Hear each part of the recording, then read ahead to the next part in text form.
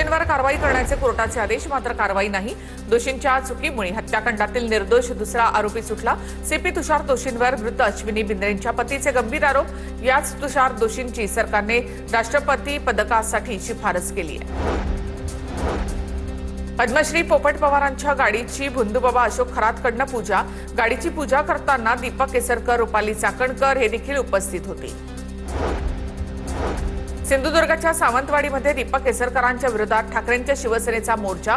अशोक खरातशी संबंध असल्यामुळे केसरकरांनी राजीनामा द्यावा आणि त्यांची एसआयटी चौकशी करावी, ठाकरे सेनेच्या कार्यकर्त्यांची मागणी। महिलांबाबत असं वक्तव्य करणं हे निषेधार्ह आहे। मतदारसंघामध्ये गायकवाडांकडून दमदाटी केली जाते, श्वेता महालेंची प्रतिक्रिया। वडाळ्यामध्ये भाजप पदाधिकारी विजयसिंह गायकवाडांच्या कार्यालयाची तोडफोड। सराईत गुन्हेगार कैलास पठारेने कार्यालय फोडल्याचं समोर।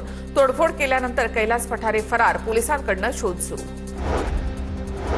मुंबईतील सफाई कामगारांना तात्काळ घरं द्या, मुख्यमंत्री देवेंद्र फडणवीसांचे महापालिका आयुक्तांना आदेश। भाजप आमदार भाई गिरकर यांच्या मागणीनंतर 12 जून 2015च्या निर्णयानुसार घरांचं वाटप करण्याचे आदेश।